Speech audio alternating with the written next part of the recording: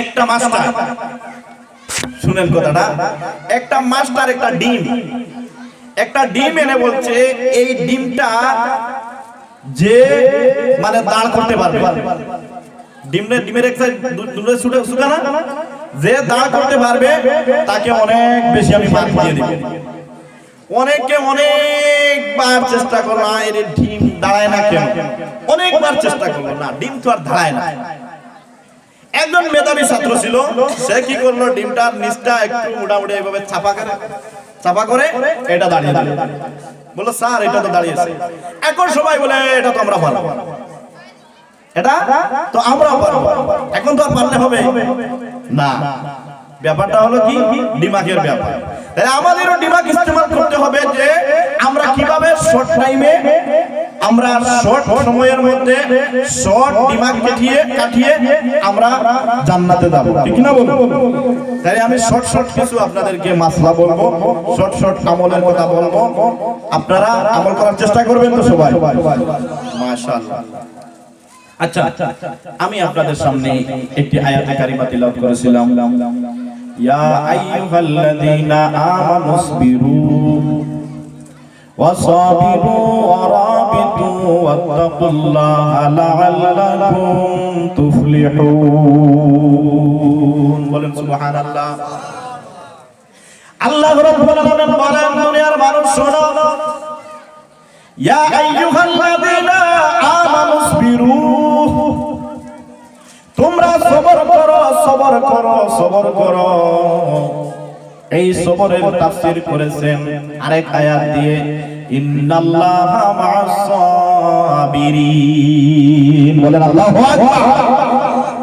আল্লাহ রাব্বুল আলামিন বলেন সবরকারীর দরজা বড়। আবার বলছেন সবর করো, যদি সবর করো তাহলে তোমাদের দরজা বড় হয়ে যাবে। বন্ধুগণ আমার, এখন এই যে সবর আল্লাহ রাব্বুল আলামিন বলেছেন, এই সবরটা করতে হবে কোন জায়গায়? এক নম্বরে হলো ইবাদতের ক্ষেত্রে সবর করতে হবে। কিসের ক্ষেত্রে? সবর করতে হবে ইবাদতের ক্ষেত্রে। এখন আপনারা বলবেন, হুজুর ইবাদতের ক্ষেত্রে সবর কি রকম হবে? ও বন্ধুরা আমার, দেখে অনেক মানুষ ইবাদত করে, কিন্তু ইবাদতের মধ্যে কিছু রিয়া ঢুকাইল থাকে। কি থাকে? রিয়া মানে হলো দেখানোর ইবাদত। অনেকে চায় ইবাদত দেখে, নামাজ দেখাইয়া মানুষের কাছে দামি হইব, যে অমুক মিয়া সাহেব বড় নামাজি, 5 ওয়াক্ত নামাজ পড়ে, যেই জায়গায় নামাজের অর্থ হয়ে যায় এতে জমিনের মধ্যে থাকুক, রাস্তার মধ্যে থাকুক, আল্লাহু আকবার নামাজ আরম্ভ করে দেয়। এতে ওযু থাকুক না থাকুক কোনো অসুবিধা নাই, কারণ আমাকে তো মানুষ নামাজি বলতে হবে, ঠিক কিনা বলো? এইরকম নামাজ, এটা হলো সবরবিহীন নামাজ। ও বন্ধুরা আমার, আল্লাহ রাব্বুল আলামিন বলেন সবরের ক্ষেত্রে নামাজ, ইবাদতের ক্ষেত্রে সবর থাকতে লাগবে। এখন নামাজের রক্ত হয়ে গেল, আমার মনের মধ্যে যদি তাকে দুনিয়ার কোন মানুষ দেখুক না দেখুক কোনো অসুবিধা নাই, আমার তো নামাজ পড়তে লাগবে। আমার এই নামাজে আমার আল্লাহ আমার রাসূল খুশি হতে হবে, ঠিক না? এইরকম যারা নামাজ পড়বে তার নামাজ আল্লাহর কাছে কবুল হয়ে যাবে। আর যার নামাজের মধ্যে রিয়া থাকবে, সারা জীবন নামাজ পড়তে পড়তে মাথা যদি একদম চাপা করে নেয়, কিন্তু এই নামাজের 1 টাকার গুণ আল্লাহর কাছে নাই, ঠিক কিনা বলুন? না থাকবে না, কারণ আল্লাহ নিষেধ করে দিয়েছেন তোমার এই নামাজের মধ্যে তোমার সবর নাই। ও বন্ধুরা আমার, এই যে আমার ভাই একটা মাহফিল করতেছে, আমার ভাইটা কিন্তু বলতেছে, হুজুর আমি অনেক দিন থেকে আমার একটা ইচ্ছা, আমি একটা মাহফিল দিব আল্লাহ এবং আল্লাহর রাসূলকে খুশি করার জন্য। এটা হলো ভালো না খারাপ? এটা হলো নিয়ত হলো ভালো। বন্ধুগণ আমার, এখন অনেক মানুষে দেখবেন বেশি সাদকা করে, আমার মানুষের কাছে এই জায়গায় বলে যে আমার থেকে বড় দেওয়ার না কোনো মানুষ নাই, সব জায়গায় আমি বড় বড় দেই। তাহলে যদি এই দেওয়ার মধ্যে তার যদি মনের মধ্যে তাকে মানুষ আমাকে দাতা বলো, মানুষ আমাকে দেওয়ার লোক বলো, ও বন্ধুগণ আমার, এরকম দেওয়ার কিন্তু এক পয়সার গুণ আল্লাহর কাছে নাই। গুণ কথা হলো যে যা কিছু আমরা আল্লাহর রাস্তায় দান করব, কার জন্য? আল্লাহর জন্য। দুনিয়ার মানুষ দেখো কিবা না দেখো কোনো অসুবিধা নাই, আমার আল্লাহ যদি আমাকে পছন্দ করে আমার এটা হবে বড় কথা, ঠিক কিনা? বন্ধুরা আমার 3 নম্বরে বলেছেন সবর করতে হবে, গুনাহ থেকে বাঁচতে সবর লাগবে। গুনাহ থেকে বাঁচার ক্ষেত্রে যদি বান্দার সবর থাকে তাহলে এই বান্দা হয়ে যাবে জান্নাতি। বান্দা কি হবে? জান্নাতি। এখন আপনারা ভালো করে বুঝেন যে গুনাহ কিভাবে, গুনাহ থেকে আমি বাঁচবো। সাধারণ একটা গুনাহ আমি আপনাদেরকে বলে দেই, এখানের মধ্যে অনেক যুবক ভাইরা আছে, কিন্তু এই যুবক ভাইদের যুবক কালের সময়টা বড় কঠিন সময়, ঠিক কিনা? এই সময় মানুষ বেশি বেশি পাপ করে, আর যদি চায় বেশি পুণ্য করতে পারবে, পাপও বেশি করতে পারবে, পুণ্যের কাজও বেশি করতে পারবে। এই সময়টা হলো বড় ভালো সময় আর বড় খারাপ সময়। না ভুল বলেছি আমি? ইবাদত করলেও বেশি করতে পারবে, কাজ করলেও বেশি করতে পারবে, গুনাহের কাজ করলেও বান্দা বেশি করতে পারবে। এখন 100 বছরের একজন বৃদ্ধ লোক, সে কি বেশি গুনাহের কাজ করতে পারবো? সে কি চুরি করতে পারবো, ডাকাতি করতে পারবো, জিনা করতে পারবো? কিছু করতে পারবো না। তার তো বেরেল খাই। বেরেল কি হয়েছে? বেরেল তো শেষ। এখন তো সে ঘরে আছে, সে ঘরে বসে বসে আল্লাহ আল্লাহ আল্লাহ জপতে থাকবো, থাকবো কি থাকবো না, কিন্তু এই জপার কিন্তু দামটা বেশি না। কারণ কি? কারণ বান্দা তুমি তো এখন আর কিছুই করতে পারবে না, এখন এটাই তোমার দরকার। হ্যাঁ, কিন্তু যুবক দেশে সব কিছু করতে পারবো। সে যদি ঘরে বসে বসে তার কাজের সময় কাজ করে, যেই সময় সে অবসর থাকে সে ঘরে বসে বসে মসজিদে বসে বসে যদি আল্লাহর নাম জপ করে, আল্লাহ এটাকে বড় পছন্দ করে। বলেন আল্লাহু আকবার। তাইলে বন্ধুগণ, এই গুনাহ থেকে বাঁচার ক্ষেত্রে সবর থাকতে হবে। একটা যুবকের সামনে যদি একটা মেয়ে পড়ে যায়, বর্তমানে তো এই গুনাহটা বেশি হচ্ছে কিনা? একটা যুবক না যুবতী নারী পড়ে গেল তোমার চোখের সামনে, এখন তোমার যদি মনের মধ্যে আসে এটা কার মেয়ে, আরো একটু ভালো করে আমি দেখে নেই, ও বন্ধুগণ, এটা হয়ে যাবে তোমার চোখের জিনা। কি হয়ে যাবে? এটা চোখের জিনা হয়ে যাবে। এখন যদি তুমি বান্দা সবর করতে পারো, ইন্নাল্লাহা মা'আস সাবিরিন, যদি সবর করতে পারো, তুমি যদি বলো না না যার মেয়ে হোক তার মেয়ে, আমার তো কেউ নয়, এটার দিকে আমার আর তাকানোর দরকার নাই, এটার দিকে যদি আমি আবার খেয়াল দিয়ে তাকাই আমার চোখের জিনা হয়ে যাবে। আমি আমার আল্লাহকে ভয় করি, আমার আল্লাহ নিষেধ করে দিয়েছেন, আমার নবী নিষেধ করে দিয়েছেন, বেগেনা মহিলার দিকে তাকাইতে না। ও বন্ধুগণ, এই যে তুমি যে সবর করে নিলা, এই যে এক জায়গায় সবর করার কারণে আল্লাহ তোমায় নামায় আমলের মধ্যে কোটি কোটি সওয়াব লিখে দিবে। জোরে জোরে বলেন না সুবহানাল্লাহ। কি হয়ে যাবে? একবার চোখের সামনে পড়ে গেছে, এটা জিনা হবে না। আবার যদি খেয়াল দিয়ে যদি মোটা মোটা চোখ বানায় চাও, তাহলে এটা কি হবে? এটা হবে জিনা। ও বন্ধুগণ আমার, তুমি হেঁটে হেঁটে যাচ্ছ একটি রাস্তায়, এই যে আমি বলছি গুনাহ থেকে বাঁচার সবর ভালো করে বুঝেন। হঠাৎ তোমার সামনে একটা মোবাইল পড়ে গেল, দামি মোবাইল, আইফোন না হয় ভালো স্যামসাং OnePlus পড়ে গেল। এখন যদি তোমার মনে আসে আরে এখানের মধ্যে ভালো একটা মোবাইল পড়ে আছে, আমি তো কোনোদিন মোবাইল কিনতে পারতাছি না, এই মোবাইলটা সুযোগ পেয়ে গেছি, এটা নিয়ে যাই। ও বন্ধুগণ আমার, এটার মধ্যে সওয়াব হবে না গুনাহ হবে? হ্যাঁ, অনেক বড় গুনাহ হবে। তোমার মনের মধ্যে যদি আসে এটা তো আমার নয়, অন্য একজনের পড়ে গেছে, আমি এটা হাতের মধ্যে নিয়ে নেই, আমি ফেসবুকের মধ্যে পোস্ট করে দেব, বিভিন্ন পেপারের মধ্যে আমি পোস্ট করে দেব, যার মাল সে নিয়ে যাবে, এই কাজটা গুনাহের কাজ হবে না নেকির কাজ হবে? বান্দাগণ, এটা হলো গুনাহ থেকে বাঁচার সবর। এইরকম তোমার মনের মধ্যে যদি সবর এসে যায়, ও বন্ধুগণ, তোমার ইহকালও ভালো হয়ে যাবে, পরকালও ভালো হয়ে যাবে। ঠিক কিনা বলো? তাইলে এক নম্বর হলো ইবাদতের ক্ষেত্রে সবর, দুই নম্বরে হলো গুনাহ থেকে বাঁচার সবর, তিন নম্বর হলো মুসিবতের ক্ষেত্রে সবর থাকতে হবে। কিসের ক্ষেত্রে? মুসিবতের ক্ষেত্রে সবর থাকতে হবে। অনেককে আল্লাহ রাব্বুল আলামিন মুসিবত দিয়ে, অসুবিধা দিয়ে পরীক্ষা করেন। কি করেন? পরীক্ষা করেন। হয়তো তোমাকে কোনো বাদ রোগ দিয়ে দিবেন। আল্লাহ রাব্বুল আলামিন অনেক মানুষকে ধন দিয়ে পরীক্ষা করেন, অনেক মানুষকে ছেলে দিয়ে পরীক্ষা করেন, মেয়ে দিয়ে পরীক্ষা করেন, অনেক মানুষকে জটিল রোগ দিয়ে পরীক্ষা করেন। কি করেন না? বন্ধুগণ আমার, একবার পরীক্ষা করেছিলেন হযরত আইয়ুব নবীকে। বলেন আল্লাহু আকবার। আইয়ুব নবী আল্লাহর শুকরিয়া আদায় করতেন, সারাটা রাত নামাজের মধ্যে কাটিয়ে দিতেন। কিন্তু এই যে আমি বলেছিলাম মিস্টার শয়তান, তার তো ভালো লাগে না।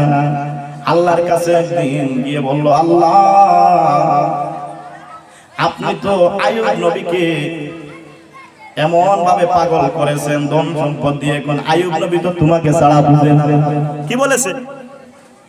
তারে এমন ভাবে ধন দিয়ে দিয়েছেন, এখন তো তোমার পাগল হয়ে গেছে।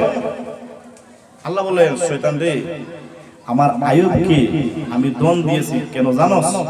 আমার আইয়ুব যেই সময় গরিব ছিল, সেই সময় থেকে আমার শুকরিয়া আদায় করত, অনেক বেশি শুকরিয়া আদায় করত। বলেন আল্লাহু আকবার। শুকরিয়া আদায়টা আরো বড় হইল একটা সওয়াবের কাজ। আল্লাহ রাব্বুল আলামিন কোরআনে কারীমের মধ্যে বলেন, লা ইন শাকারতুম লা আযীদান্নাকুম ওয়া লা ইন কাফারতুম ইন্না আযাবি লাশাদীদ। বলেন আল্লাহু আকবার। আল্লাহ কোরআনে কারীমের মধ্যে বলেন, বান্দা তুই আমার শুকরিয়া আদায় কর, আমি অনেক কিছু জমিনের মধ্যে দিয়েছি, তুই বক্ষণ কর, তুই পান কর, তুই নিউজ কর, কোনো অসুবিধা নাই। সঙ্গে সঙ্গে আমার শুকরিয়া আদায় করে নে বান্দা। তুই একবার শুকরিয়া আদায় করে নিলে আমি তোকে আরো বেশি বাড়িয়ে দিব। বলেন আল্লাহু আকবার। শুকরিয়া আদায় করবে না, আযাবি লাশাদীদ, কাল হাসরের দিন অনেক কঠিন আযাবের মধ্যে পড়ে যাবে। বলেছেন কে? কে বলেছেন? আল্লাহ। হযরত আইয়ুব নবী শুকরিয়া আদায় করতেন বেশি। একটা ছাগল হয়ে গেলে আইয়ুব নবী শুকরিয়া আদায় করতেন, বলতেন আলহামদুলিল্লাহ। একটা বিয়া করলে বলতেন আলহামদুলিল্লাহ, আর একটা বিয়া করিয়ে দিতেন। আল্লাহ বলেন আল্লাহু আকবার। একটা বিয়া করলে কি করতেন? শুকরিয়া আদায় করতেন। আল্লাহ বলেন তারপরে আর দিলাম, আরেকটা দিয়ে দিলাম। বন্ধুগণ আমার, এইভাবে আইয়ুব নবী বিবি হয়ে গেলেন 7 জন। কয়জন? আমাদের নবী থেকে এসেছে 4 জন, কিন্তু এর আগে আরো বেশি ছিলেন। শুকরিয়া আদায় করতেন, আল্লাহ বলেন তোকে আরেকটা বেটি দিলাম। একটা ছেলে পাইতেন, শুকরিয়া আদায় করতেন, আল্লাহ রাব্বুল আলামিন বলতেন যা তোকে আরেকটা ছেলে দিয়ে দিলাম, আরেকটা মেয়ে দিয়ে দিলাম।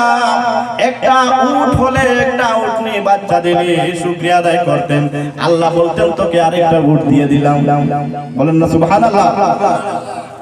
এইভাবে বিবি হয়ে গেলেন 7 জন, ছেলে মেয়ে হয়ে গেলেন প্রায় 25-30 জনের মতো।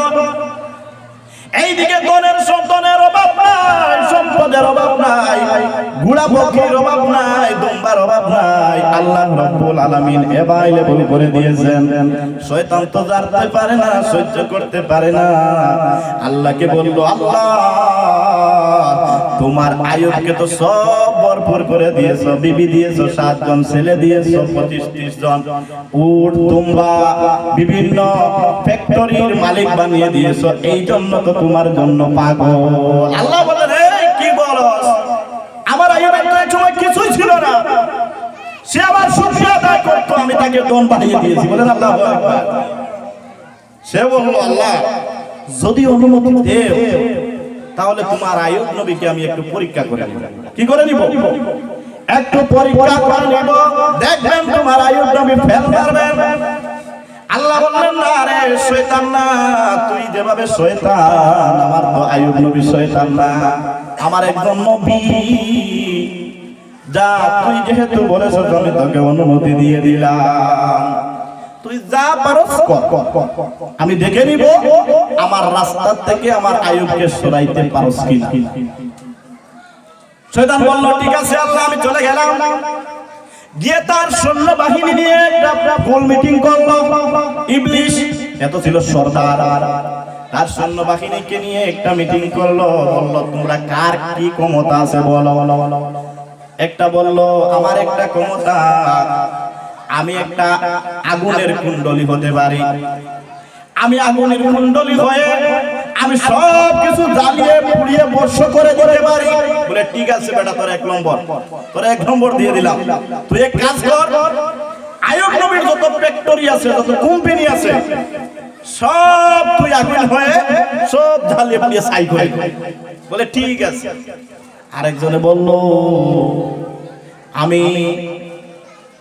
আমি একটা বড় জানোয়ার হতে পারি, আমার কাছে কোন জানোয়ার এসে আমার সঙ্গে পারে না, আমি একটা গুড়া দিয়ে একটা উট মেরে দেই, একটা লাঠি দিয়ে একটা গুড়া মেরে দেই, আমি এই কিন্তু স্বভাব আমার অনেক বেশি, এটা আমি পারি। বলে ঠিক আছে, তুই এক কাজ কর, আয়ুব নবীর উটের কাছে যা, গিয়ে সব উট গুতাইয়া মেরে দিস। যে আগুন হয়ে গেল, যে আগুনের দায়িত্ব নিল, যত ফ্যাক্টরি ছিল আয়ুব নবীর সব জ্বালিয়ে পুড়ে বর্ষ করে দিল। ইবলিস এসে গেল, এসে দেখে হযরতে আয়ুব নবী নামাজ পড়তেছেন। বলেন আল্লাহু আকবার। কি পড়তেছেন? নামাজ পড়তেছেন। ডাক দিয়া বলল আয়ুব রে, ও আয়ুব তুমি আর নামাজ পড়ে কি করবা? তুমি নামাজ ভেঙে নাও, তোমার তো সব প্রপার্টি শেষ হয়ে গেছে, জ্বলে পুড়ে ভস্ম হয়ে গেছে। আয়ুব নবী তো নামাজ ভাঙে না রে ভাই। আয়ুব নবী নামাজ শেষ করলেন, শেষ করে ডাক দিয়ে বললেন তুমি কে গো, তুমি কোথায় থেকে এসেছো? বলে তুমি আমাকে চিনতে পারবে না, তুমি তোমার ফ্যাক্টরি গুলার মধ্যে যাও। ও আয়ুব ফ্যাক্টরি গুলার মধ্যে গিয়ে দেখো তোমার যত গোডাউন ছিল, যত মেশিন ছিল, সব কিছু জ্বলে পুড়ে শেষ হয়ে গেছে। আয়ুব নবী ডাক দিয়ে বলেন ভাই রে, এটা তো আমার না, এটা তো আমার না, এটা দিয়েছিলেন আমার আল্লাহ, আমার আল্লাহ আমাকে দিয়েছেন, আমার আল্লাহর হুকুমে তো সব হয়ে গেছে, আমার কোনো কিছু করার নাই, তুমি এখান থেকে চলে যাও, এখান থেকে চলে যাও। আমি এখন আমার আল্লাহকে সিজদা দেওয়ার টাইম হয়ে গেছে, আমি সুন্নাত আদায় করেছি, এখন আমার ফরজ পড়ার সময় হয়ে গেছে, তুমি আমার কাছ থেকে সরে যাও, আমার আল্লাহর নামাজ আদায় করতে দাও। জোরে জোরে বলেন আল্লাহু আকবার। তাইলে আয়ুব নবীকে নষ্ট করতে পারলো। আয়ুব নবী আবার নামাজ আদায় করে আরম্ভ করে দিলেন। ইবলিস রাগান্বিত হয়ে গেল, আরে দেখ তো শুনি, এত কিছু করলাম, এরপরে আয়ুব নবী আল্লাহর রাস্তা থেকে তো সরলো না। সে গেল আয়ুব নবীর দুতলার মধ্যে, গিয়ে দেখলো আয়ুব নবীর যত বাচ্চা কাচ্চা ছিল সব কিন্তু মাদ্রাসায় পড়াশোনা করতেন। বলেন আল্লাহু আকবার। এই 7টা ভেঙে দিয়ে সব মেরে দিল। আচ্ছা আমাদের তো যদি একটা বাচ্চা মারা যায়, তাহলে আমরা তো সঙ্গে সঙ্গে কাঁদতে কাঁদতে একদম শেষ হয়ে যায়, যাই কি যাই না? মেরে দিল, সন্তানাদি সব মেরে দিল শয়তান। ও বন্ধুরা আমার, একটা ডাক দাও আয়ুব, এখনো কি তোমার নামাজ শেষ হলো না? তুমি যাও গিয়ে দেখো তোমার আল্লাহ দিয়ে তোমার বিল্ডিংটা ভেঙে দিয়ে সঙ্গে সঙ্গে তোমার যত বাচ্চা কাচ্চা ছিল সব মেরে নিয়েছে। আইয়ুব নবী ডাক দিয়ে বলেন, তুমি আমি তোমাকে চিনে ফেলেছি, তুমি হইলা একটা শয়তান। আমার আল্লাহ আমাকে সন্তানাদি দিয়েছিলেন, এগুলা নিয়ে গেছেন, আমার কোনো অসুবিধা নাই। এখনো তো পারলো না। এইদিকে প্রপার্টি চালাইলো, এইদিকে সন্তানাদি 25-30 জন সন্তান সব মেরে দিল। এখনো হযরতে আইয়ুব নবী স্টিল আছেন, কোনো অসুবিধা নাই, কোনো চিন্তা নাই, কান্নাকাটি কিছুই নাই।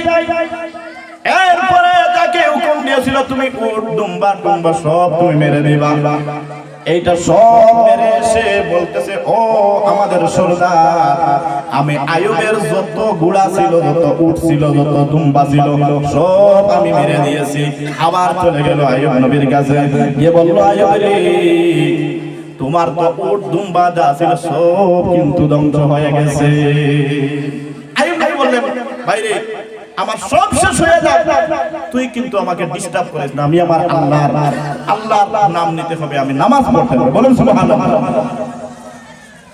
এরপরে বলল, আবার আল্লাহর কাছে গেল, গিয়ে বলল, আল্লাহ সব তো শেষ করে দিলাম আইয়ুবের, এখনো তো তোমার রাস্তা থেকে ডুলাইতে পারলাম না, তুমি এত বড় জাদু করেছো আইয়ুবকে, এক কাজ করেন, আমাকে আরেকটা হুকুম দেন, আমি এখন আইয়ুবকে এমন একটা রূপ দিব, দেখি এই রূপ দিয়ে আইয়ুবকে সরাইতে পারি। বলে ঠিক আছে, দিলাম, পারমিশন দিলাম, যা। হযরতে আইয়ুব নবী নামাজ শেষ করে ঘর থেকে বের হয়ে যাচ্ছে। আইয়ুব নবীর উপরে থুতু নিক্ষেপ করে শয়তান। কি করেছে? থুতু নিক্ষেপ করেছে। আইয়ুব নবী বলে, এই তুই কি করলে? তুই তোর বাড়ি কই? এখন অন্য রূপে গেছে, এ তো থুতু দিয়ে চলে গেছে। যেই জায়গার মধ্যে শয়তানের ছেদ করে লাগছে, থুতু লাগছে, ওই জায়গাগুলোর মধ্যে পরপসঞ্জনা হয়ে গেল, পচা আরম্ভ হয়ে গেল। ও বন্ধুরা আমার, এমন ভাবে পচা আরম্ভ হয়ে গেল, পচতে পচতে শরীরের মধ্যে গন্ধ হয়ে গেল। এখন দেখা যায় শরীরের মধ্যে পোকা ধরে গেছে, পোকা পোকা। আপনারা চিনেন ছোট ছোট পোকা, গরু, মহিষ, এগুলার শরীরের মধ্যে হয়।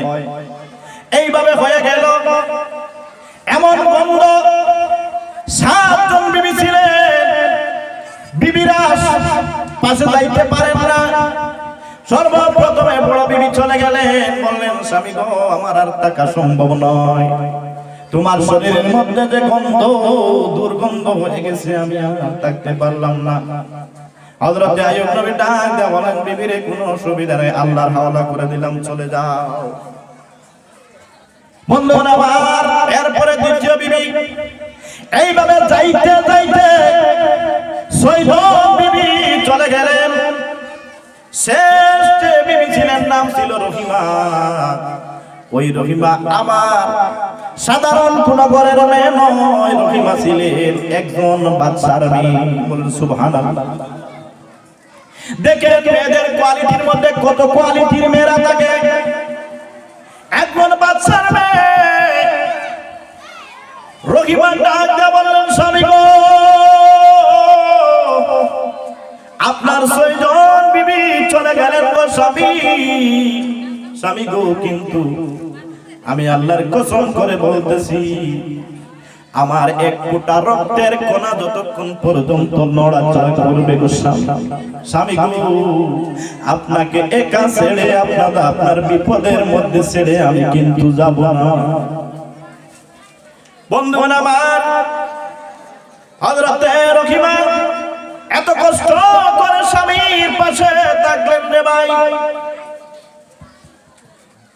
ঘরটা গন্ধ হয়ে গেল, ঘরের ভিতর থেকে গন্ধ ছড়িয়ে পড়লো গ্রামের মধ্যে।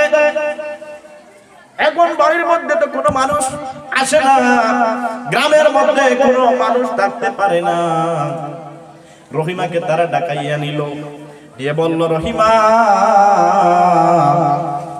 তুমি যেহেতু আইয়ুবের প্রেমিক হয়ে গেছো, তাহলে তোমাকে ভালো করে একটা কথা জানাইয়া দিলাম, তুমি তোমার স্বামীকে নিয়ে গ্রাম থেকে বের হয়ে যাও, গ্রাম তুমি ছেড়ে দাও রহিমা। তোমার স্বামীকে নিয়ে গ্রাম ছাড়ো না, তাহলে তোমার ইজ্জত কিন্তু আমরা রাখবো না। রহিমা ছিলেন একজন সতী নারী, দেখলেন নিজের ইজ্জত নষ্ট হয়ে যাবে, আইয়ুব নবীর কাছে চলে গেলেন, যে ডাক দিয়ে বললেন, নবী গো, ও নবী, আপনি সারা জীবন যাদের হেল্প করলেন, যাদের সাহায্য করলেন, নবী গো, আজকে তারা এই গ্রাম থেকে বিতাড়িত করে দিল, এই গ্রামে আর থাকতে দিল না। ও স্বামী, তারা বলেছে আপনাকে নিয়ে আমি যেন এই গ্রাম থেকে বের হয়ে যাই। বন্ধুরা আমার, এমন অবস্থা হয়ে গিয়েছিল আইয়ুব নবীর, শরীরের মধ্যে শুধু হাত ছাড়া কিছুই নাই। আইয়ুব নবী দাঁড়াইতে পারেন না, কোন মতে বসে বসে আল্লাহ রাব্বুল আলামিনের ইবাদত করে, দাঁড়াইতে পারেন না। হযরতে আইয়ুবকে রহিমা বললেন, স্বামী গো, আপনি এক কাজ করেন, আপনি যেহেতু হাঁটতে পারেন না, আপনি আমার কাঁধের মধ্যে উঠে আপনাকে কাঁধে করে আমি জঙ্গলের মধ্যে নিয়ে যাব। আগের তো আইয়ুব নাই, মাংস টাংস কিছুই নাই, অনেক কষ্ট করে রহিমা নিজের কাঁধে বহন করে পাহাড়ের মধ্যে নিয়ে গেলেন। ও বন্ধুরা আমার, এরপরে শয়তান দেখলো না না, আইয়ুবকে তো আর ফিরানো যায় না। হযরতে বিবি রহিমা গ্রামের মধ্যে বাড়িয়ে বাড়িয়ে চলে যান, গিয়ে কাজ করেন, যা উপার্জন হয় স্বামীর মুখের মধ্যে এনে বক্ষণ স্বামীর মুখের মধ্যে দেন, স্বামী বক্ষণ করেন, স্বামীর খেদমত করেন। শয়তান দেখলো এখন রহিমাকে যদি গ্রাম থেকে না বাগানো হয়, তাহলে তো এখন আর বিপদে পালানো যাবে না। গ্রামের মধ্যে গিয়ে বলল, তোমরা একজন মহিলা আসে কাজ করতে, কিন্তু কোনো মানুষ চিনে না এটা কার মেয়ে কার বেটি, এমন ভাবে পর্দা করতেন। বলেন আল্লাহু আকবার। পর্দা করলে কি চিনা যায়? চিনা যায় না। সে বলে দিল, একটা মহিলা কাজের জন্য আসে, বলে হো, বলে মহিলা দেখে চিনো? বলে না, চিনি না, মহিলার মুখ তো দেখা যায় না। বলে তোমরা এই মহিলাকে তো চিনতে পারবা না, ওই মহিলা হলো আইয়ুব নবীর স্ত্রী। আইয়ুব নবীর কি অসুখ হয়েছে তো তোমরা জানো? বলে আমরা জানি। বলে ওই রোগটা কিন্তু গ্রামের মধ্যে ছড়িয়ে পড়বে, তোমরা ওই মহিলাকে কিন্তু আর তোমরা গ্রামে ঢুকতে দিবা না। পেস লাগাইছে নি, পেস তো বড় আকারের পেস লাগাইয়া দিল। রহিমা তো এখন আর গ্রামে ঢুকতে পারবে না, মানুষ দাঁড়িয়ে দে, গ্রামে ঢুকতে পারে না। মানুষের কি বাড়িতে যাইতে পারবো? মানুষের বাড়িতে যাইতে পারে না। রাস্তার মধ্যে দাঁড়িয়ে বললো, রহিমা গো, তুমি কোথায় থেকে আসছো? রহিমা বলল, বাইরে দুঃখের কথা বলে আর লাভ কি, গিয়েছিলাম কাজে, কিন্তু আমাকে কোনো মানুষ তো গ্রামে ঢুকতে দেয় না। আজকে আমার স্বামীর মুখে কি দিব? আমি তো আজকে বড় চিন্তায় পড়ে গেলাম। শয়তান বলল, তোমাকে আমি একটা কথা বলে, তোমার সামান্য চুল যদি আমাকে দিতে পারো, আমি তোমাকে কিছু টাকা দেব, তুমি এগুলা দিয়ে তোমার স্বামীর জন্য খাবার নিয়ে যাইবা। মহিলা তো ছিলেন ভালো সৎ মহিলা, এত পেশপাস নাই, দিয়ে দিলেন কিছু সামান্য চুল দিয়ে দিলেন। এগুলা নিয়ে চলে গেল, যে বলল, আইয়ুব তুমি যে মহিলা নিয়ে আসো, মহিলা তো ভালো নয়। এই দেখো গ্রামের মানুষ তোমার স্ত্রীকে ছুরির মধ্যে ধরে তোমার স্ত্রীর চুল কেটে রেখেছে, এই চুলটা আমি নিয়ে আসলাম। আইয়ুব নবী তো স্ত্রীকে ভালো করে চিনেন, দেখলেন হ্যাঁ এটা তো স্ত্রীর চুল। এখন রহিমা চলে আসলেন, রহিমার সঙ্গে কথা বলেন না, কথা বলা বন্ধ করে দিলেন। রহিমা অনেক কিছু বলার পর বললেন, ও স্ত্রী শুনো, আমি মরে যাব, কোনো অসুবিধা নাই, কোনো অসুবিধা নাই, কিন্তু তোমার চুরির সামান খেয়ে আমি মরতে পারবো না। চিন্তায় পড়ে গেলেন রহিমা, বললেন, স্বামী গো ব্যাপার কি? আইয়ুব নবী বলেন তুমি তো চুরির জন্য চুরিতে গিয়েছিলা, এই চুরি করে চুরির মাল আমাকে ভক্ষণ করাইতেছ না, না হবে না। ও বন্ধুরা আমার, এই সময় আল্লাহর কাছ থেকে ওহী নাযিল হয়ে গেল। জিবরাইলের মারফতে বলে দিলেন, ও আইয়ুব তোমার স্ত্রী তো খারাপ নয়, তোমার স্ত্রীর জন্য তোমার স্ত্রীর সাথে এই জল্পনা কল্পনা অনেক কিছু হয়েছে, তোমার স্ত্রীর সঙ্গে ব্ল্যাকমেল করা হয়েছে, তুমি ভক্ষণ করো, কোনো অসুবিধা নাই, কোনো অসুবিধা নাই। বন্ধুগণ, পরের দিন আবার রহিমা চলে গেলেন কাজের মধ্যে অন্য গ্রামে। এই দিন হয়েছে কি শুনেন, ওই পোকাগুলা হযরত আইয়ুব নবীর শরীর থেকে পড়ে যাচ্ছে। আইয়ুব নবী চিন্তায় পড়ে গেলেন, আহারে আমার শরীর থেকে পোকাগুলা কেন পড়ে যায়, হয়তো আমার উপরে নারাজ হয়ে গেছে। একটা পোকা, যে পোকাটা পড়ে গেছে শরীরের মধ্যে দিয়ে বললেন, পোকারে তুমি কেন চলে যাও, তুমি কি আমার উপরে নারাজ? হযরত রহিমা দেখলেন, রহিমা দেখে প্রশ্ন করলেন, স্বামী গো, ও স্বামী, একটা পোকা পড়ে গেল, আপনি কেন আপনার গায়ের মধ্যে আবার দিয়ে দিলেন? আইয়ুব নবী উত্তর দিলেন, দেখেন আল্লাহর কত বড় প্রেমিক ছিলেন। স্ত্রী, ওই পোকাগুলো তো আমার আল্লাহ আমার শরীরের মধ্যে দিয়ে দিছে, এখন একটা পোকা যে আমার শরীর থেকে চলে যাচ্ছে, হয়তো ওই পোকাটা আমার উপরে নারাজ। স্ত্রী রে, কাল হাসরের দিন আমার আল্লাহ যদি আমাকে প্রশ্ন করেন, আইয়ুব রে, তোমার শরীরের মধ্যে আমি পোকা দিয়েছিলাম, পোকার খাদ্য বানিয়েছিলাম তোমাকে, কিন্তু তুমি নারাজ থাকার কারণে তোমার শরীর থেকে পোকাগুলা নেমে গেল। ওই স্ত্রী, ও রহিমা, কাল হাসরের দিন আমার আল্লাহর কাছে আমি কি জবাব দিব? এই কথা ভেবে আমি এই পোকাগুলা তুলে দিলাম। ও বন্ধুগণ আমার, পোকাটা আবার চলে গেল। ওই পোকাটা যাইতে যাইতে হযরত আইয়ুব নবীর জিহ্বার মধ্যে চলে গেছে। কোথায় চলে গেছে? জিহ্বার মধ্যে চলে গেল। এখন চিন্তায় পড়ে গেলেন। আইয়ুব নবী আল্লাহর কাছে দোয়া করলেন, আল্লাহ আমার শরীরের মধ্যে হাড় ছাড়া তো আর কিছুই নাই, কিছুই নাই। আল্লাহ গো, কিন্তু আমি নারাজ নয়, এক মুহূর্ত পর্যন্ত আপনার উপরে নারাজ নয়, কিন্তু আমার বড় চিন্তা হয়, ও আল্লাহ, আমি এই জিহ্বাটা দিয়ে শুধু তোমার নাম উচ্চারণ করি, তোমার জিকির করি গো আল্লাহ।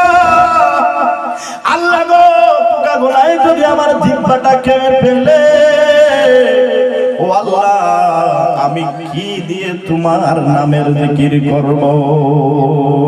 নবীর প্রেমিকেরা দিশাহারা মরণের ভয় করে না, প্রেম তো মরে না। সবাই বলো, নবীর প্রেমিকেরা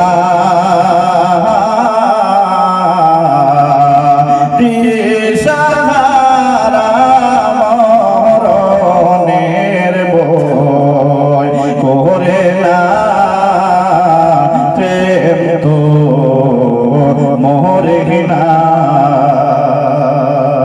আল্লাহ গজলটাকে বলবো, শুনতে রাজি আছেন? তাহলে সবাই আমার সঙ্গে বলেন, নবীর প্রেমিকেরা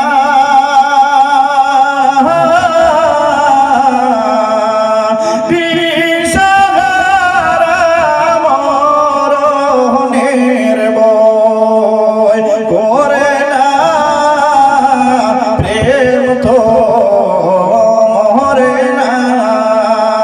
নবীর প্রেমিকেরা দিশাহারা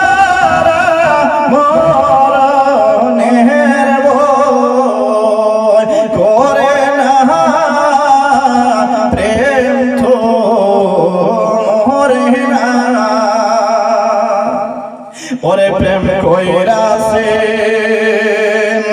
আয়ুব নবী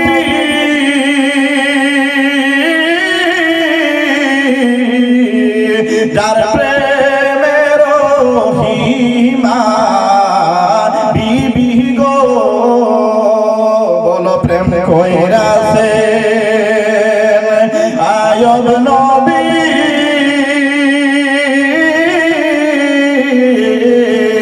যার প্রেমের হিমা বিবি গো ওরে সয়ন বিবি নবী চারলো হিমা তো ছাড়ে না প্রেম তো মরে না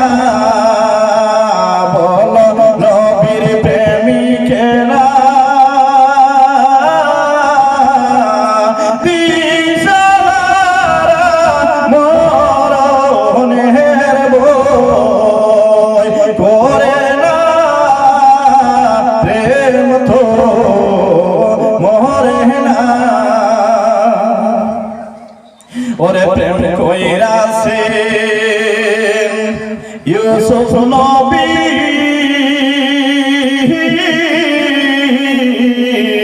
যার প্রেমে জুলেখা বিবি গো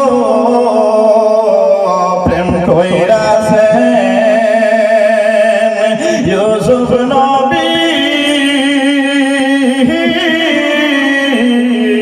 যার প্রেমে জুলেখা বিবি গো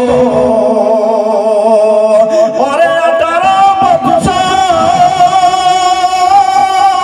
জেল কাটিল তবু তো প্রেম সারে না প্রেম তো মরে না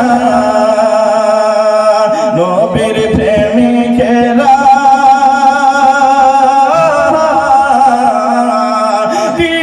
দিশাহারা মরণের ভয় করে না প্রেম তো মরে না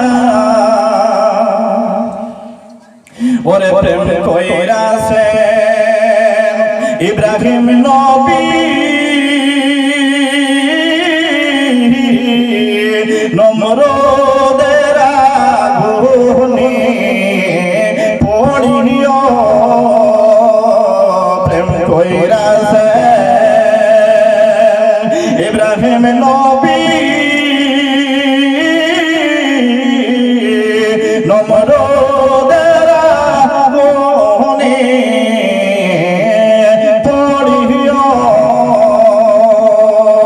ওরে আগুন হইল ফুল বাগিচা ইব্রাহিম নবী জ্বলে না প্রেম তো মরে না নবীর প্রেমিকেরা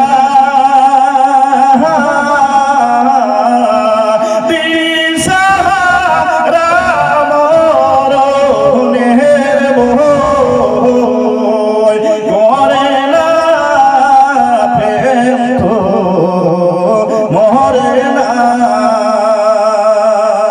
সুবহানাল্লাহ ভালো লাগছে না খারাপ আছে তাইলে প্রেম করলে তো এরকম করতে হয় ঠিক কি না বলো না আজকালকে 2 নম্বরে প্রেম হ্যাঁ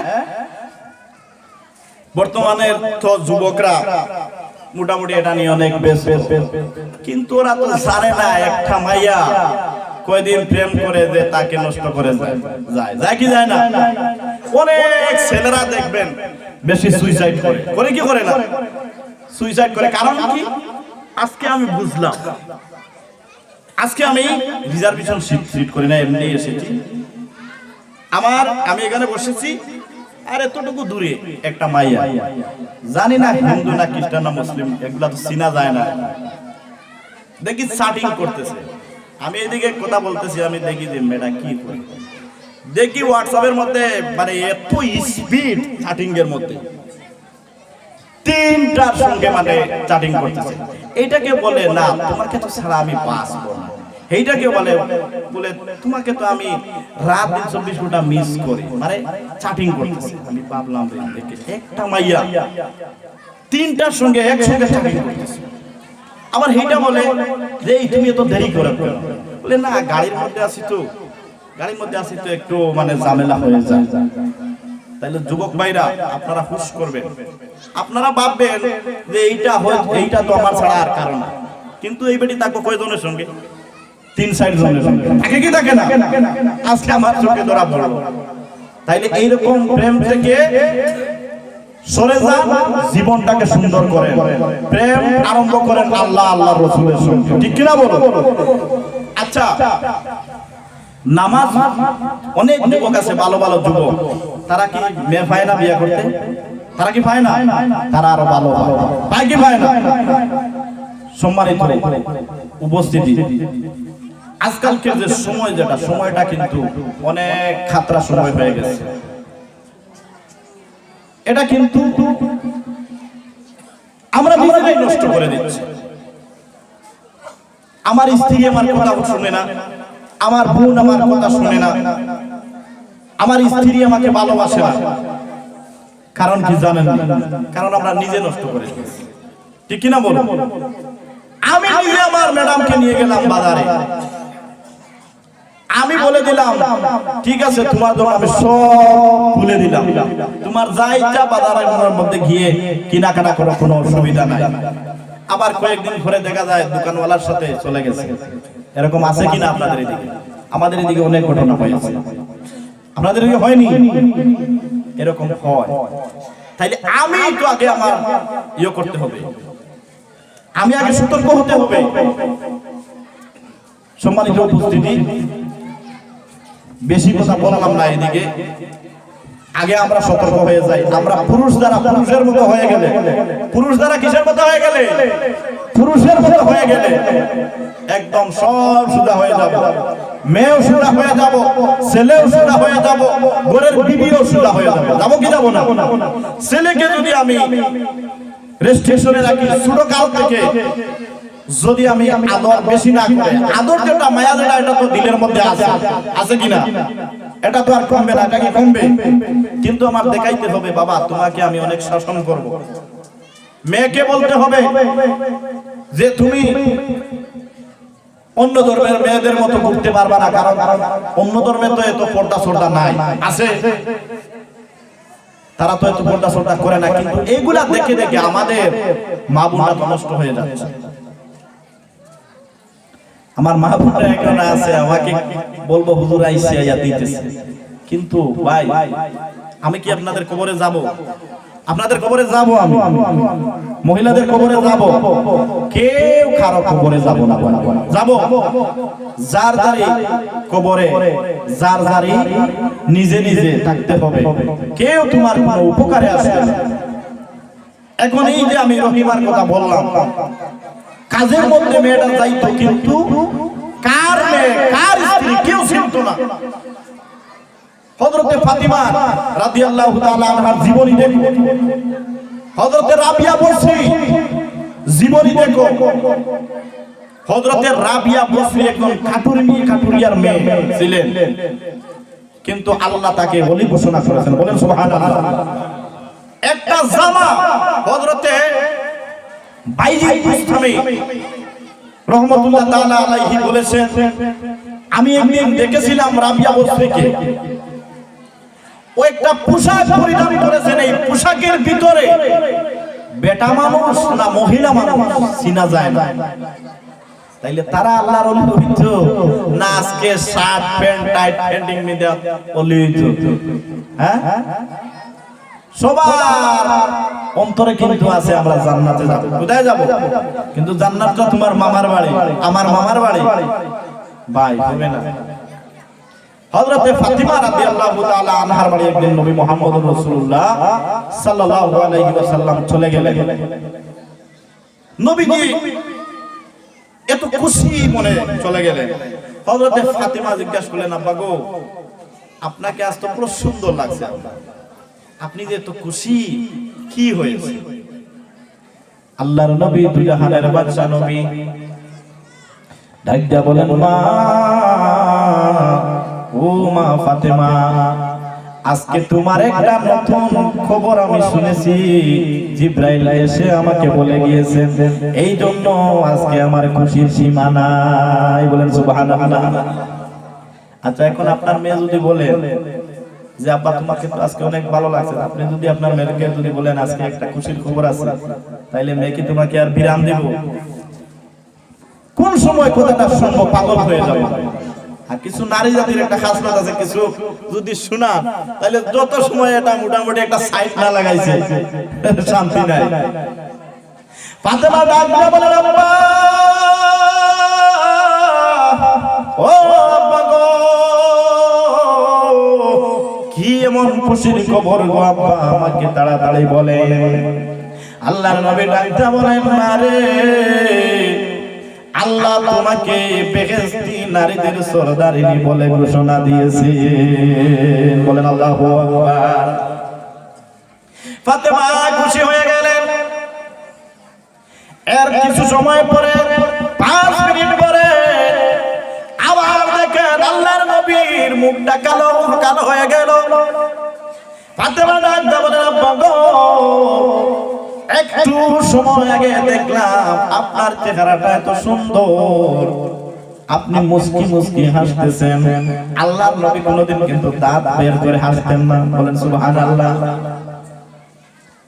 আল্লাহর নবী ডাক দিয়ে বলেন, মেরে, তোমাকে খুশির খবর দিয়েছি, কিন্তু মা ফাতেমা, তুমি বেহেশতি নারীদের সরদার, ঠিক আছে, কিন্তু তোমার আগে আরেকটা মাইয়া বেহেশতের মধ্যে চলে যাব। বলেন সুবহানাল্লাহ। এখন তো ফাতেমার মন কালো হয়ে গেছে, মুখটা কালো হয়ে গেছে। আল্লাহর নবীকে ডাক দিয়ে বলে, আব্বা, আব্বা গো, কোন মেয়েটা আমার আগে বেহেশতের মধ্যে চলে যাবে? আব্বা গো, ওই মেয়েটা কোন আমল করে আমার আগে বেহেশতে যাবে? আব্বা, এটা কিন্তু আমার দেখতে লাগবে। বলেন সুবহানাল্লাহ। বন্ধুগণ আমার, আল্লাহর নবী ফাতেমার বাড়ির মধ্যে দাঁড়িয়ে বলেন, মারে, এই যে একটা পাহাড় দেখা যায়, উহুদ পাহাড়, এই পাহাড়ের মধ্যে একটা মেয়ে বাস করে, তার নাম হলো জামিলা। মারে, ওই জামিলা কিন্তু তোমার আগে বেহেশতে চলে যাবে। আল্লাহর নবীকে ডাক দিয়ে বলেন, আব্বা, আমি কিন্তু ওই জামিলাকে আমার দেখতে হবে, ওই বাড়ির রাস্তাটা কই? আল্লাহর নবী একটা ম্যাপ দিয়ে দিলেন, মারে, সুজা তুমি যাইতে পারবা না, এই টিলার পেছে পেছে গিয়ে গিয়ে তুমি এই এখানের মধ্যে গিয়ে একটা ছোট ঘর দেখবা, ওই ঘরের মধ্যে একটা মহিলা, তার নাম জামিলা, আর তার একটা স্বামী আছে, স্বামীটা হলো কাটুরিয়া। ওই কাটুরিয়ার স্ত্রী জামিলা, সে তোমার আগে বেহেশতের মধ্যে চলে যাবে। বন্ধুগণ আমার, বিকাল হয়ে গেল। হযরতে ফাতেমা পা পা করে চলে গেলেন, গিয়ে দেখেন ওই ঘরের মধ্যে কান্নার আওয়াজ শোনা যায়, কোন সময় তিলাওয়াতের আওয়াজ শোনা যায়। বলেন সুবহানাল্লাহ। ফাতেমা ডাক দিলেন, জামিলা, জামিলা, জামিলা বলে 3টা ডাক দিলেন, কোনো আওয়াজ আসলো না। 3 নম্বর ডাকার সময় আওয়াজ আসলো, কে গো তুমি কোথায় থেকে এসেছো? কে আমাকে ডাকাডাকি করো? আল্লাহর নবীর মেয়ে ফাতেমা ডাক দিয়ে বলেন, বোন, আমি এসেছি আল্লাহর নবীর মেয়ে ফাতেমা। ওই মেয়েটা ডাক দিয়ে বলল, আমি ফাতেমাকে চিনি না, নবীর মেয়েকে আমি চিনি না, আমি কিন্তু তুমি আমাকে ডাকাডাকি করবা না, তোমার সঙ্গে আমি দেখা করতে পারবো না। যাও, তুমি চলে যাও, কালকে আপনি আসবেন, আমি আমার স্বামীর কাছ থেকে অনুমতি নিয়ে রাখবো। বলেন সুবহানাল্লাহ। কার কাছ থেকে অনুমতি? স্বামীর অনুমতি নিয়ে রাখবো। হযরতে ফাতেমা চলে আসলেন। পরের দিন হযরতে হাসান ডাক দিয়ে বলেন,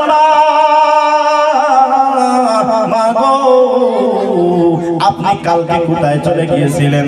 আপনাকে অনেক তালাশ করেছিলাম গো মা, কিন্তু তোমাকে ডাকতে ডাকতে আমি পাইলাম না। আজকে দেখি আবার কোথায় চলে যাও? ও মা, মা গো, আমাকে তুমি সঙ্গে করে নিয়ে যাও। বলেন সুবহানাল্লাহ। প্রথম দিন কে গিয়েছিলেন? হযরতে ফাতিমা একা। এই দিন কিন্তু হযরতে হাসান সঙ্গে, কিন্তু মহিলা অনুমতি নিয়ে রাখছেন শুধু ফাতেমা। বলেন সুবহানাল্লাহ। হযরতে ফাতেমাকে ডাক দিলেন, জামিলা, ও জামিলা বোন, আমি এসেছি, দরজা খুলো। জামিলা ঘর থেকে ডাক দিয়ে বলেন, ও বোন ফাতেমা, তোমার সঙ্গে তো আর একটা বেটা মানুষের আওয়াজ শুনি। ফাতেমা ডাক দিয়ে বলেন, জামিলা রে, এটা তো বেটা মানুষ নয়, আমার ছোট্ট ছেলে হযরতে হাসান, জান্নাতি যুবকদের সরদার আমার হাসান।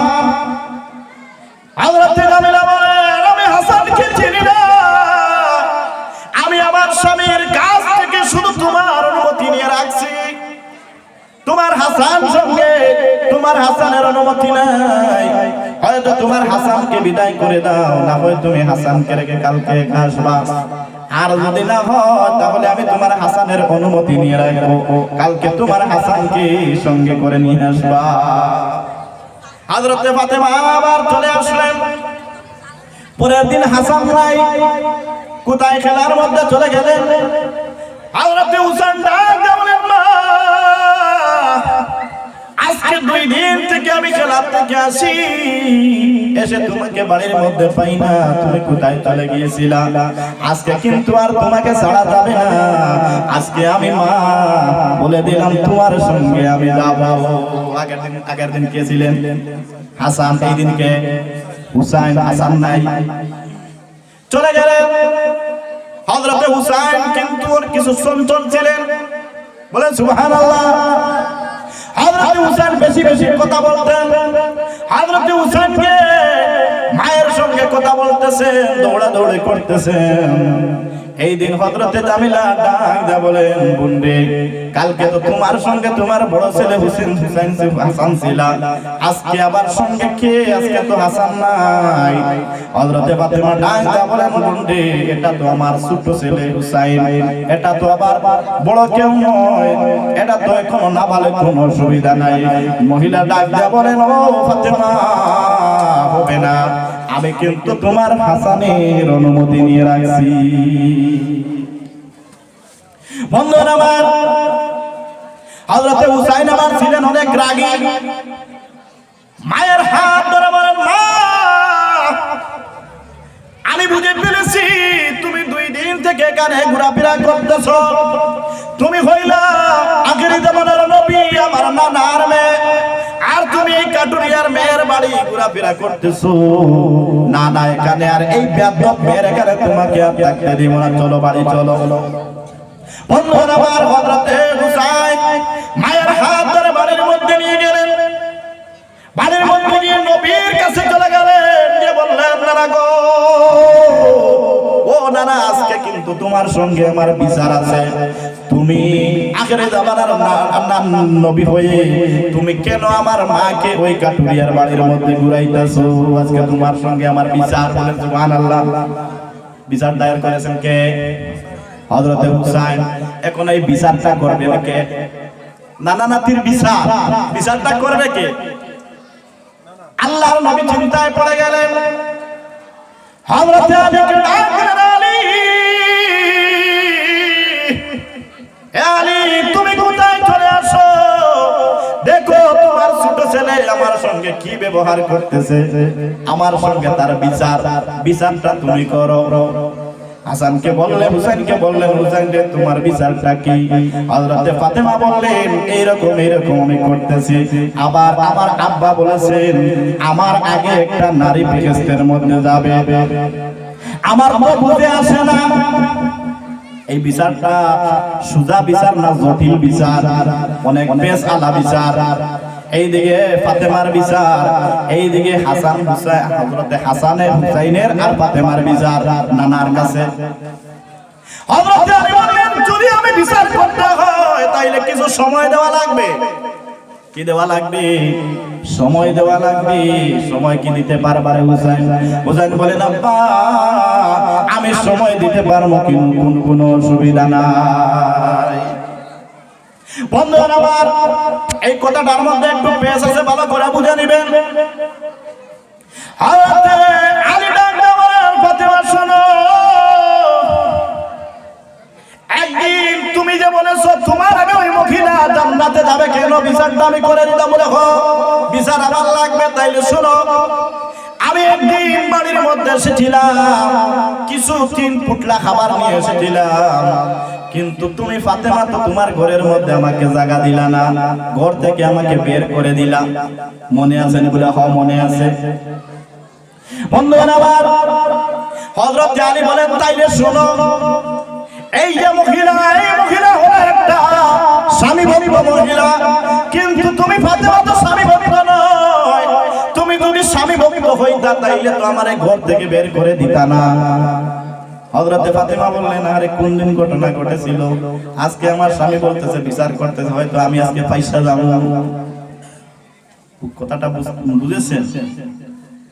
বন্ধুরা আমার হযরত আলী বলতেছেন তাইলে শুনো, একদিন তো তুমি আমাকে বলেছিলা ঘরের মধ্যে খাবার কিছুই নাই, তোমার ছোট্ট একটা ওড়না আমার ব্যাগের মধ্যে দিয়েছিলা। তুমি বলেছিলা স্বামী গো তুমি এটা বাজারের মধ্যে নিয়ে বিক্রি করে যা কিছু টাকা পাইবা তুমি হাসান হুসাইনের জন্য কিছু কিনে আনবা। তুমি কি দিয়েছিলা? বলে হ্যাঁ। তাইলে শুনো রে বিবি,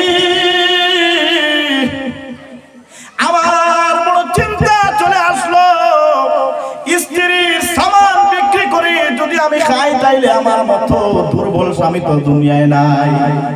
আমি বাজারের মধ্যে হাঁটতেছি, এমন সময় একটা মানুষ একটা ব্যাগ নিয়ে চলে আসলো, এসে আমাকে কানে কানে বলল আলী, আলী রে তোমার কাছে তো একটা ওড়না আছে। বলে হ্যাঁ।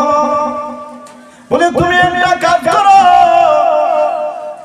আমি তোমার এই ওড়নাটার দাম দিব 100 টাকা না 50 টাকা। কত? 50 দিরহাম তোমার এই ওড়নাটা দিব। তুমি এক কাজ করো, তুমি আমার ব্যাগের মধ্যে তুমি এই ওড়নাটা দিয়ে দাও। ফাতেমা রে আমি এই ওড়নাটা আমি ওই মানুষটার ব্যাগের মধ্যে দিয়ে দিলাম, সে দিল আমাকে 50 টাকা। কত টাকা? সে আমাকে দিল 50 টাকা। আমি 50 টাকা নিয়ে একটা দোকানের মধ্যে চলে গেলাম। 50 টাকা না 100 দিরহাম। কয় দিরহাম? মাত্র 100 দিরহাম। আমি 100 দিরহাম বিক্রি করে দিলাম। আমি ওই 100 দিরহাম নিয়ে একটা মুদি দোকানের কাছে চলে গেলাম। মুদি দোকানের মধ্যে গিয়ে 100 দিরহাম দিয়ে একটা পুটলা বানাইলাম। এমন সময় একটা ভিখারি আমার সামনে চলে আসলো। কে চলে আসলো? একটা ভিখারি চলে আসলো রে ফাতেমা। ভিখারি আমাকে এসে ডাক দিয়ে বলল আলী, আলী রে আজকে আমি 7 দিনের উপবাস, ও আলী আমাকে কিছু খাবার দাও। ও ফাতেমা আমি দেখলাম এখানের মধ্যে আমার থেকে আরো বড় গরিব, আমি ওই 100 দিরহামের পুটলাটা দিয়ে দিলাম। বলেন সুবহানাল্লাহ। কিন্তু আমার আল্লাহ কুরআনে কারীমের মধ্যে তো বলেছে 1 টাকা সদকা করলে আল্লাহ দেয় 10 টাকা। কত? 10 টাকা।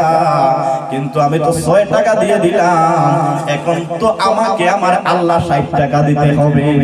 কয় টাকা? 60 টাকা দিতে হবে। আমি তো অপেক্ষায় বসে আছি। আমি মদিনার গলি গলির মধ্যে ঘুরে বেড়াইতেছি, এমন সময় দেখি সুন্দর একটা একজন মানুষ বিক্রি করার জন্য চলে আসে। আমাকে এসে ডাঙ্গে বলে আলী, আলী রে তুমি এই উটটা নিয়ে যাও, খরিদ করে নিয়ে যাও। আমি তাকে বললাম ভাই আমার কাছে তো কোনো টাকা পয়সা নাই। ওই মানুষটা আমাকে বললো আরে ভাই টাকা দেওয়া লাগবে না, তোমাকে এটা আমি দিয়ে দিলাম, তুমি এটা বিক্রি করে তুমি এটা 100 টাকার মধ্যে নিয়ে যাও, আর এটা বিক্রি করে আমার 100 টাকা আবার তোমার ফেরত দিয়ে দাও। বলেন সুবহানাল্লাহ। ও ফাতেমা আমি উটটা নিয়ে আসলাম। উটটা নিয়ে আমি বাজারের মধ্যে চলে গেলাম। যেই সময় আমি বাজারের মধ্যে গেলাম অনেক মানুষ আমাকে ঘেরাও করলো, সবাই বলল আলী ভাই এত সুন্দর উট তুমি কোথায় থেকে নিয়ে আসলা, এই উটটার দাম কত? একজনে আমাকে কানে কানে বলল আলী রে আমি 160 দিরহাম দিয়ে দিব, তুমি উটটা আমার কাছে দিয়ে দাও। বলেন সুবহানাল্লাহ। ও বাবা আমি উটটা বিক্রি করলাম 160 দিরহাম। উটটা বিক্রি করে আমি বাজার থেকে বের হয়ে আসছি, এমন সময় দেখি যার কাছ থেকে উট কিনেছিলাম 100 টাকা দিয়ে, আমি তার 100 টাকা দিয়ে দিলাম। আমার বাকি আছে কত? 60 দিরহাম। দিয়েছিলেন কত? 6 10 60 দিরহাম। ও ফাতেমা রে ওই 60 দিরহাম দিয়ে আমি 3 বস্তা খরিদ করলাম। 3 বস্তা আমি খাবার নিয়ে বাড়ির মধ্যে চলে গেলাম। তুমি দেখে আমাকে তো বাড়ি থেকে তাড়িয়ে দিলা, বললা আমি সামান্য একটা উন্না তোমার হাতে দিয়ে দিলাম, কিন্তু এই উন্নার বিনিময়ে তো 3 বস্তা খাবার পাওয়া যাবে না। হয়তো তুমি কারো কাছ থেকে কারো দোকান থেকে চুরি করে নিয়ে আসছো। স্বামী আলী এগুলা কিন্তু আমি তোমার ঘরে ঢুকতে দিব না, আমার ঘরে তোমাকে ঢুকাতে দিব না। তুমি এগুলা লয়ে বের হয়ে যাও, বের হয়ে যাও। ফাতেমা রে ও ফাতেমা শোনো শোনো, এই যে আমাকে আমি যে এই যে বিক্রি করেছিলাম উন্নাটা, যার কাছে বিক্রি করেছিলাম সে কোনো মানুষ ছিল না, সে ছিল একজন ফেরেশতা। এরপরে আমি যে খাবার কিনেছিলাম এই 6 দিরহাম দিয়ে, একজন ভিখারি এসেছিলেন। এই ভিখারি কিন্তু ভিখারি নয়, ছিলেন একজন ফেরেশতা। এরপরে আমি যার কাছ থেকে উট কিনেছিলাম এটাও একজন ফেরেশতা। এরপরে আমি যে এই যে সামানগুলা নিয়ে আসলাম, কিন্তু তুমি তো আমাকে বিশ্বাস করছিলে না রে ফাতেমা রে। এখন তুমি ওই কাটুরিয়ার বাড়ির মধ্যে যাও, গিয়ে দেখো কাটুরিয়ার বিবি কি অবস্থায় আছে। হযরতে হুসাইন থাকলেন, হযরতে ফাতেমা চলে গেলেন ঘরের মধ্যে, গিয়ে ডাক দিলেন ও বোন জামিলা, আজকে আমি একা এসেছি, আমার সঙ্গে কেউ নাই, তোমার ঘরের মধ্যে ঢুকতে দাও। জামিলা ঘরের মধ্যে ঢুকতে দিলে, ঘরের মধ্যে গিয়ে দেখেন কিছুই নাই, খাবার কিছুই নাই। ঘরের মধ্যে একটা লাঠি রাখা, আর একটা রশি রাখা, আর একটা ছুরি রাখা, আর একটা কোরআনের কারিম। বলেন সুবহানাল্লাহ। একটা কোরআন মাজিদ। হযরতে ফাতেমা জিজ্ঞাসা করলেন বোন রে কোরআন শরীফ তো বুঝেছি, এটা তুমি তিলাওয়াত করো, এই যে একটা লাঠি এটা কেন রাখা আমি তো বুঝতে পারলাম না, একটা রশি কেন রাখা জানি না, একটা চাকু যে তোমার সামনে রাখা এটা কেন রাখা আমাকে একটু ব্যাখ্যা দাও। হযরতে জামিলা ডাকতে বলেন ও বোন ফাতেমা, আমি বড় স্বামী ভক্ত একজন মহিলা, আমি এগুলা আমার বাবাকে যেই দিন আমার বিবাহ হয়েছিল, বিবাহের পরের দিন আমার বাবাকে বলেছি বাবা গো আমাকে এই সামানটুকু আপনি এনে দিবা। আমার বাবা এগুলা এনে দিয়েছেন কেন জানেন না, এগুলা আনার পর আমার যেই দিন বাসর রাত্র হয়েছিল আমার স্বামীকে বলেছি স্বামী গো চলাফেরার পথে তোমার সঙ্গে হয়তো আমি কোনো খারাপ ব্যবহার করতে পারি, ও স্বামী তোমার সঙ্গে যদি আমি কোনো খারাপ ব্যবহার করি গো, এই যে একটা লাঠি এনেছি এই লাঠি দিয়ে তুমি আমাকে পিটাইবা। বলেন সুবহানাল্লাহ। ও স্বামী ওই লাঠি দিয়ে পিটাইয়া যদি তোমার গুসা কমে না, ও স্বামী এই রশিটা দিয়ে আমাকে বাঁধবা, এই রশিটা দিয়ে বেঁধে তুমি আমাকে জবাই করে ফেলবা। কিন্তু স্বামী গো এরপরেও তুমি কিন্তু আমার উপরে খুশি হতে লাগবে, আমি তোমাকে বেজার বানাইয়া তোমাকে নারাজ বানাইয়া গো স্বামী আমি এই দুনিয়া থেকে বিদায় হতে চাই না। ও বন্ধু আমার হযরতে ফাতেমা বলেন ও জামিলা, জামিলা রে আমার আর বুঝার বাকি নাই, আর বুঝার বাকি নাই, তোমাকে আমি সুসংবাদ দিয়ে দিলাম জামিলা রে আমি হইলাম বেহেশতি নারীদের সরদার, কিন্তু আমার আব্বা বলেছে তুমি আমার আগে কিন্তু বেহেশতের মধ্যে যাইবা। তুমি কেন বেহেশতের মধ্যে যাইবা? আমার স্বামীর কাছ থেকে একটা ব্যাখ্যা আমি পেয়ে গেছি, আর এখন তোমার কাছে এসে এই যে ব্যাখ্যাগুলো আমি পাইলাম, আমি এতে বুঝে নিয়েছি তুমি আমার আগে তুমি কিন্তু জান্নাতের মধ্যে চলে যাইবা। জুড়ে জুড়ে বলেন আল্লাহু আকবার। বুঝতে কোনো অসুবিধা হয়েছে আপনাদের? বন্ধুরা আমার, হযরত ফাতেমা চলে আসলেন নবীজির কাছে, এসে ডাক দিয়ে বললেন আব্বা গো আমি বুঝে নিয়েছি অসুবিধা নাই, স্বামী গো আমি বুঝে নিয়েছি অসুবিধা নাই, কিন্তু আব্বা একটা কথা আমাকে বলেন, ওই যে মহিলা আমার আগে জান্নাতে যাবে কি রকম একটু ব্যাখ্যা দেন। আল্লাহর নবী ডাক দিয়ে বলেন ও মে ফাতেমা, আকাল হাসরের দিন আল্লাহ তোমার জন্য সুন্দর একটা ঘোড়া সাজাইব,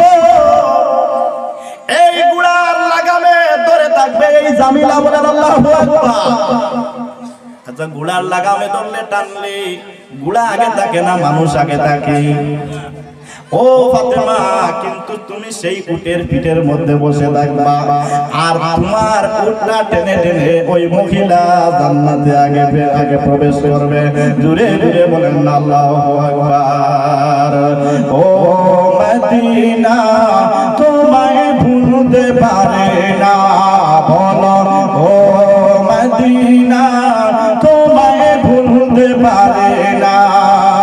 কি করে বলবো তোমায়, কি করে বলবো তোমায় জানি না, বলো না বলো না তোমার বুকে শুয়ে আছে যে জোনা, যাকে সৃষ্টি না করিলে আমার রাব্বানা কিছুই সৃষ্টি করলো না। ও মদিনা তোমায় ভুলতে পারে না, বলো ও মদিনা তোমায় ভুলতে পারে না। তোমার কাছে আমার নবী আছে বলে, তোমার কাছে আমার নবী আছে বলে, জান্নাতে বাগান আমার নবীজি বলে। তোমার কাছে আমার নবী আছে বলে, জান্নাতে বাগান আমার আল্লাহ বলে। তোমার নাম না নিলে ও মদিনা, তোমার নাম না নিলে দোয়া কবুল হয় না, হয় না। তোমার বুকে শুয়ে আছে যে জোনা, যাকে সৃষ্টি না করিলে আমার রাব্বানা কিছুই সৃষ্টি করতো না। ও মদিনা তোমায় ভুলতে পারে না, ও মদিনা তোমায় ভুলতে পারে না। কি করে বলবো তোমায়, কি করে বলবো তোমায়, বলো না বলো না তোমার বুকে শুয়ে আছে যে জোনা, যাকে সৃষ্টি না করিলে আমার রাব্বানা কিছুই সৃষ্টি করতো না। আল্লাহুম্মা সাল্লি আলা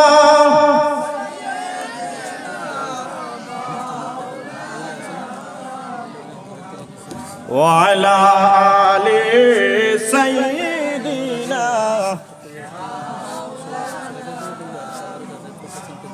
আদম আলা আলি সাইয়্যিদিনা। জন্ম হয়ে দয়াল নবী না দেখিলেন বাবার ছয় বৎসরের কালে নবী হারাইলেন মায়ের মুখ।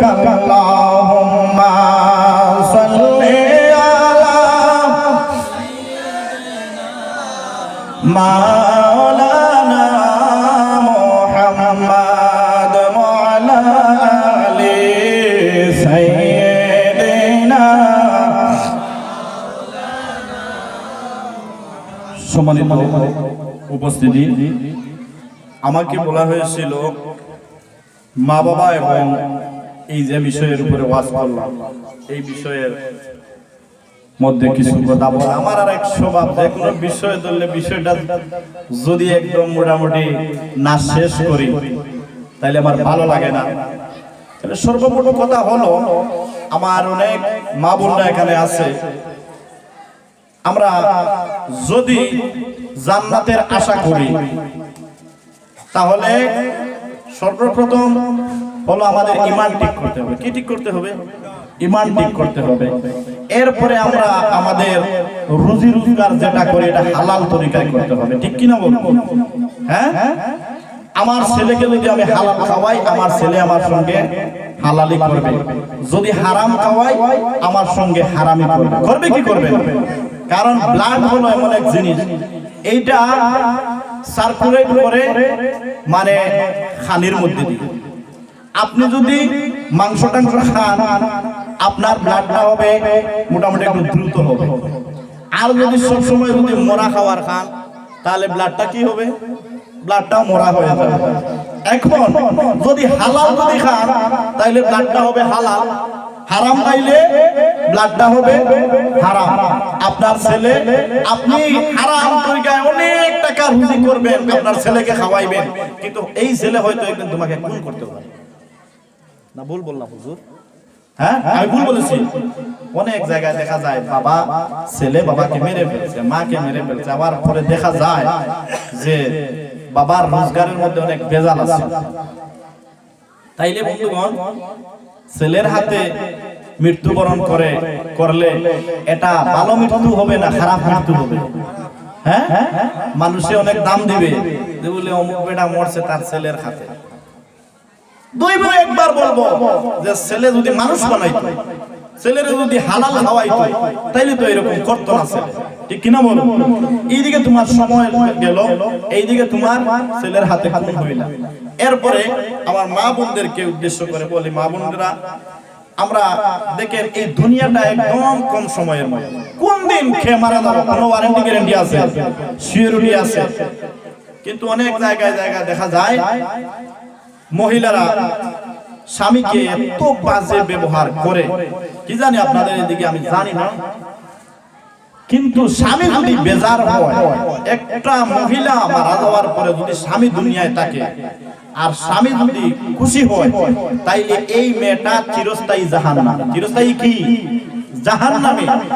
আর যদি তুমি মারা গেলা, মহিলা মারা গেলা, তোমার স্বামী যদি দুনিয়ায় থাকে আর স্বামী যদি দুঃখ প্রকাশ করে তোমার জন্য কাঁদে, আল্লাহর নবী বলেন ওই মহিলা একদম চিরস্তরে জান্নাতি। বলেন সুবহানাল্লাহ।